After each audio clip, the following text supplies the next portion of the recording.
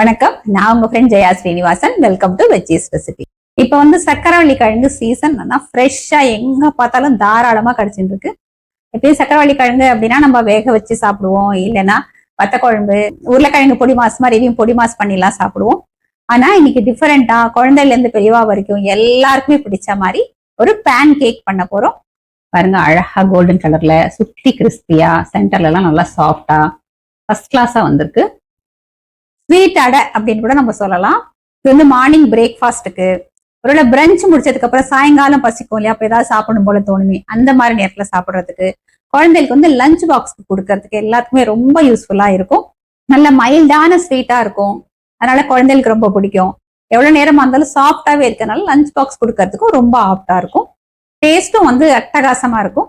சூடா சாப்பிட்டோம் அப்படின்னா அழகா சுத்தி லேயர் நல்லா கிறிஸ்பியா, உள்ள நல்லா சாஃப்டா இருக்கும். ஃபர்ஸ்ட் டைம் சேனலை பாக்குறீங்கன்னா ப்ளீஸ் சப்ஸ்கிரைப் பண்ணுங்க. பெல் ஐகானை கிளிக் பண்ணி ஆல் ஆப்ஷன் கொடுத்துட்டீங்கன்னா நான் போடக்கூடிய எல்லா வீடியோஸும் குவிக்கா உங்களுக்கு ரீச் ஆகும். வாங்க, டேஸ்டி அண்ட் ஹெல்தியான சக்கரவள்ளி கிழங்கு பேன் கேக் எப்படி பண்றதுன்னு பார்க்கலாம். ஒரு 1/4 கிலோ சக்கரவள்ளி கிழங்கு எடுத்துட்டு இருக்கேன். இதுல சின்ன சின்ன பீசஸ், அதாவது ஒரு கிழங்க ஒரு 3-4 பீசஸா கட் பண்ணி இட்லி பிளேட்ல வச்சு நம்ம இட்லி ஸ்டீம் பண்ற மாதிரி ஸ்டீம் பண்ணி எடுத்துக்கணும். ஒரு 8 to 10 நிமிஷத்துக்குள்ள இது ஸ்டீம் ஆயிடும். தோலி எடுத்துட்டு கூட ஸ்டீம் பண்ணிக்கலாம், இல்லைன்னா ஸ்டீம் பண்ணதுக்கு அப்புறம் கூட எடுத்துக்கலாம். ஸ்டீம் பண்ணதுக்கு அப்புறம் எடுக்கிறது ஈஸியா இருக்கும். சக்கரவள்ளி கிழங்கு பாருங்க ஃபர்ஸ்ட் கிளாஸா வெந்திருக்கு. தோலையை நான் எடுத்துட்டேன். இதை நம்ம அப்படி கையாலேயே மேஷ் பண்ணிக்கலாம், இல்ல மேஷர் வச்சியும் மேஷ் பண்ணிக்கலாம். கொஞ்சம் கூட கட்டி இல்லாம நல்லது போல பேஸ்ட் மாதிரி மேஷ் பண்ணி எடுத்துப்போம். இல்ல மிக்சியில அரைச்சு கூட நம்ம எடுத்துக்கலாம். பாருங்க, நல்லா மிக்ஸ் பண்ணிட்டேன். நல்ல ஒரு டெக்ஸ்டருக்காக 2 டேபிள் ஸ்பூன் ரவா, நம்ம உப்புமாவுக்கெல்லாம் யூஸ் பண்ணுவோம் இல்லையா, அது வறுத்த ரவா, வறுக்காத ரவா எது வேணாலும் சேர்த்துக்கலாம். நல்ல பைண்டிங்காக 2 டேபிள் ஸ்பூன் அரிசி மாவு. அரிசி மாவுக்கு பதிலா நம்ம கார்ன்ஃப்ளவர் கூட சேர்த்துக்கலாம்.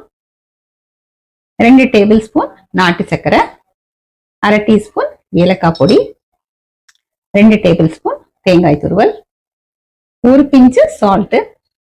இப்ப இது எல்லாத்தையும் நம்ம நல்லா மிக்ஸ் பண்ணிக்கணும். சக்கரவள்ளி கிழங்குல இருக்கல அந்த ஸ்வீட்னஸ் போதும் அப்படின்னா நம்ம அந்த நாட்டு சக்கரை கூட சேர்க்காம பண்ணலாம். நாட்டு சக்கரையோ வெல்லமோ ரொம்ப அதிகமா சேர்த்துட வேண்டாம். ஜாஸ்தி ஆயாச்சு அப்படின்னா நமக்கு இது அப்புறம் பேன் கேக் பண்றது கஷ்டமாயிடும். நல்லா மிக்ஸ் பண்ணியாச்சு. காய்ச்சி ஆறின பால் மெஷரிங் கப்ல 1/2 கப் எடுத்துட்டு இருக்கேன். தேவையான அளவுக்கு கொஞ்சம் கொஞ்சமா விட்டு நம்ம பிசைஞ்சிக்கலாம். மொத்த பாலையும் ஒரே இடத்துல விட வேண்டாம். இப்ப மிக்ஸ் பண்ணுவோம். நமக்கு இது இட்லி மாவு பதத்துக்கு வரணும். பாருங்க, எவ்வளவு பால் மிச்சம் இருக்கு. இதையே நம்ம விட்டுடலாம். இந்த 1/4 கிலோ சக்கரவள்ளி கிழங்குக்கு கரெக்டா மெஷரிங் கப்ல 1/2 கப்பு பால் தேவைப்பட்டிருக்கு. இப்ப பாருங்க, இந்த மாதிரி பதத்துக்கு இதை நான் மிக்ஸ் பண்ணியிருக்கேன். சைட்ல இருக்கிறதெல்லாம் அழகா நீட்டா எடுத்து விட்டுடலாம். அப்படி ஒரு தட்டு போட்டு மூடி வச்சிடலாம். நம்ம ரவா எல்லாம் சேர்த்திருக்கோம் இல்லையா, அதெல்லாம் கொஞ்சம் ஊறணும். இது ஒரு 1/2 மணி நேரம் ஊறட்டும். நம்ம அதுக்கப்புறம் பார்க்கலாம். 1/2 மணி நேரம் ஆயாச்சு. ரவா எல்லாம் பாருங்க நல்லா ஊறி இருக்கு. ரவா இந்த பாலை ஃபுல்லா நல்லா அப்சர்வ் பண்ணிட்டு ரொம்ப திக்கா இருக்கு. கொஞ்சமா தண்ணி சேர்த்துக்கலாம். தண்ணி சேர்க்கும் போது பார்த்து சேர்த்துக்கோங்க. 1-2 டேபிள் ஸ்பூன் அளவுக்கு நம்ம சேர்த்தா போதும். அதை நல்லா மிக்ஸ் பண்ணிக்கலாம். நம்ம இட்லி மாவு பதத்துக்கு நம்ம கரைச்சிக்கணும். டோட்டலா நான் 2 டேபிள் ஸ்பூன் அளவுக்கு தண்ணி சேர்த்து நல்லா மிக்ஸ் பண்ணிருக்கேன். இந்த மாதிரி கன்சிஸ்டன்சில இருக்கு. ரொம்ப தண்ணி சேர்த்துட்டோம் அப்படின்னா நமக்கு அப்புறம் எடுக்கிறதுக்கே வராது. கல் நல்லா சூடாயாச்சு. ஸ்டவ் ஃப்ளேமை சிம்ல வச்சுக்கணும். நெய்யில பண்ணோம்னா நல்லா இருக்கும், எண்ணெயிலையும் நம்ம பண்ணிக்கலாம். சின்னதா அந்த ஊத்தப்பம் மாதிரி கொஞ்சம் திக்கா பண்ணா நல்லா இருக்கும். இந்த அளவுக்கு பண்ணா போதும். ஸ்டவ் ஃப்ளேம் சிம்லயே இருக்கட்டும். ஹைல வச்சோம் அப்படின்னா சீக்கிரம் ப்ரௌன் ஆயிடும், உள்ள வேகாம போயிடும். இது மேல இந்த மாதிரி நட்ஸ் பொடி பொடியா கட் பண்ணிட்டு, அதாவது பாதாம், பிஸ்தா, முந்திரி, இந்த மாதிரி மேல டாப்பிங்ஸ் மாதிரி நம்ம போட்டுக்கலாம். இப்படி ப்ரெஸ் பண்ணி விட்டோம்னா அதோட ஒட்டினுடணும்னா அடியில இந்த மாதிரி நல்ல கோல்டன் கலர் வந்தாச்சு. இந்த ஓரம் பார்த்தாலே நமக்கு தெரியறது. மேலேயும் ஒரு 2 சொட்டு நெய் விட்டுட்டு இதை நம்ம திருப்பி போட்டுக்கலாம். பாருங்க, அழகா கோல்டன் கலர்ல ஃபர்ஸ்ட் கிளாஸா இருக்கு. இந்த சைடும் இது மாதிரி நல்ல கோல்டன் கலர் வரட்டும். ஒரு 2-3 நிமிஷம் ஆயாச்சு. திருப்பி போட்டுடலாம். பாருங்க, இந்த சைடும் அழகா கோல்டன் கலர் வந்தாச்சு. நம்ம பேன் கேக்கு சர்விங் பிளேட்ல எடுத்துக்கலாம். பாருங்க, அழகா கோல்டன் கலர்ல சுத்தி கிறிஸ்பியா, சென்டர்ல எல்லாம் நல்லா சாஃப்டா ஃபர்ஸ்ட் கிளாஸா வந்திருக்கு. இப்போ இதை சர்விங் பிளேட்ல எடுத்துக்கலாம். இதே மாதிரி நம்ம தேவையான அளவுக்கு பண்ணி எடுத்துப்போம். நம்ம ஃபர்ஸ்ட் இதுல வந்து ட்ரை ஃப்ரூட்ஸ் போட்டோம் இல்லையா, பொடி பொடியா நட்ஸ் எல்லாம் கட் பண்ணி ஒவ்வொரு தடவையும் நம்ம ஒவ்வொரு மாதிரி பண்ணிக்கலாம்.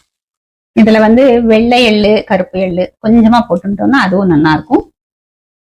இது வந்து நெய்யில நல்லா ரோஸ்ட் ஆகி சாப்பிட்றதுக்கு நல்லா டேஸ்டா இருக்கும்.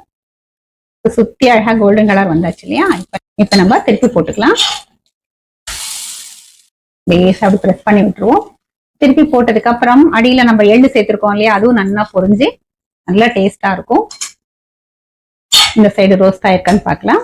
பாருங்க அழகா கலர் வந்துட்டு. இதையும் நம்ம சர்விங் பிளேட்ல எடுத்துக்கலாம். இதே மாதிரி நமக்கு தேவையான அளவு பண்ணி எடுத்துப்போம். சக்கரவள்ளி கிழங்கு பேன் கேக் பாருங்க, ஃபர்ஸ்ட் கிளாஸா வந்திருக்கு. நல்ல ஓரங்கள் கிறிஸ்பியா கோல்டன் கலர்ல, ரெண்டு சைடுமே பாருங்க சூப்பரா வந்திருக்கு. அதுவே நல்லா சாஃப்டாவும் இருக்கு. உள்ள இதோட டெக்ஸ்டர் பாருங்க எவ்வளவு சாஃப்டா இருக்குன்னு நமக்கு இது பார்த்தாலே தெரியும். சக்கரவள்ளி கிழங்கு பேன் கேக் ஃபர்ஸ்ட் கிளாஸா ரெடி ஆயிடுச்சு. ரொம்ப குவிக்காவும் ரெடி பண்ணிட்டோம். எவ்வளவு சாஃப்டா வந்திருக்கு அப்படிங்கறத நம்ம பார்த்துட்டோம். இப்ப நம்ம டேஸ்ட் பண்ணி பார்க்கலாம். எப்படி நல்லா மெத்து மெத்துன்னு இருக்கு.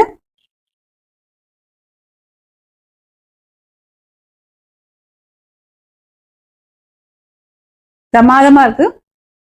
ஓரங்கள் லேசா கிறிஸ்பியா இருக்கு, நடுவுல எல்லாம் நல்லா சாஃப்டா இருக்கு. லேசான ஒரு ஸ்வீட், அந்த சக்கரவள்ளி கிழங்குக்கே ஒரு லேசான ஸ்வீட் இருக்கும். அதோட நம்ம கொஞ்சம் நாட்டு சக்கரை வேற சேர்த்திருக்கோம். அது மட்டும் இல்ல, அதுல வந்து நம்ம ஃப்ரெஷ்ஷான தேங்காய் வேற போட்டிருக்கோமா, அதோட பிளேவர் டேஸ்ட் ரொம்ப அட்டகாசமா இருக்கு. வேணா நட்ஸ் எல்லாமே வந்து நல்லா பொடி பொடியா கட் பண்ணி நம்ம அந்த மாவோட சேர்த்து கூட பண்ணிக்கலாம். அப்ப சாப்பிடும்போது நட்டு ஒரு கிரன்ச்சியா ரொம்ப நல்லா இருக்கும். நான் இன்னைக்கு காமிச்ச மாதிரி மேல அந்த டாப்பிங்ஸ் வந்து ஒவ்வொன்றும் வித்தியாசமா பண்ணலாம். கொஞ்சம் நட்ஸ் போட்டுக்கலாம், ஒரு சிலதுல இந்த எள்ளு போடலாம், சிலதுல வந்து தேங்காயே போட்டுக்கலாம். அது நெய்ல ரோஸ்ட் ஆகும்போது சூப்பரா இருக்கும். இல்ல கொஞ்சம் கசகசா கூட தூவிக்கலாம். எப்படி பண்ணாலுமே நல்லா இருக்கும். இல்ல நம்ம பிளெயினா கூட பண்ணிக்கலாம். இந்த பேன் கேக் வந்து சின்ன சின்னதா பண்ணோம் அப்படின்னா நமக்கு ஈஸியா இருக்கும். அதாவது திருப்பி போடுறதுக்கு ஈஸியா வரும். நம்ம தோசை மாதிரி கொஞ்சம் பெருசா பண்ணிட்டோம் அப்படின்னா ரொம்ப சாஃப்டா இருக்கும் இல்லையா, அதனால திருப்பி போடும்போது கொஞ்சம் விட்டு போயிடும். அதனால அழகா குட்டி குட்டி குட்டியா பண்ணிக்கோங்க. பாக்குறதுக்கும் நல்லா இருக்கும், பாக்குறதுக்கும் அழகா இருக்கும், திருப்பி போடுறது வந்து ஈஸியா இருக்கும். நம்ம இன்னைக்கு நெய்யில பண்ணிருக்கோம். நெய்யில பண்ணா ரொம்பவே நல்லா வாசனையா டேஸ்டா இருக்கும். இல்ல அவ்வளவு நெய் சேர்க்க வேண்டாம் அப்படின்னா எண்ணெயும் நெய்யும் கலந்தும் யூஸ் பண்ணலாம். இல்ல வெறும் எண்ணெயிலையும் நம்ம பண்ணிக்கலாம். எப்படி பண்ணாலுமே பண்றதுக்கு நல்லா வரும். ஆனா நெய் அப்படிங்கும் போது கொஞ்சம் எக்ஸ்ட்ரா பிளேவர் நமக்கு கிடைக்கும். இது வந்து டேஸ்டா மட்டும் இல்ல, நல்ல ஃபில்லிங்காவும் இருக்கும். இதே மாதிரி இதே மெத்தட்ல இதே அளவுகளோட இந்த சக்கரவள்ளி கிழங்கு பேன் கேக் நீங்க கண்டிப்பா ட்ரை பண்ணி பாருங்க. எல்லாருக்குமே இது ரொம்ப பிடிக்கும், செம்ம டேஸ்டா இருக்கும். ட்ரை பண்ணி பார்த்துட்டு எப்படி வந்ததுன்னு கமெண்ட்ல சொல்லுங்க. லைக் பண்ணுங்க, உங்க ஃப்ரெண்ட்ஸ் அண்ட் ஃபேமிலியோட ஷேர் பண்ணுங்க. புது ரெசிபியோட நாளைக்கு நான் உங்களை மீட் பண்றேன். தேங்க்ஸ் ஃபார் வாட்சிங்.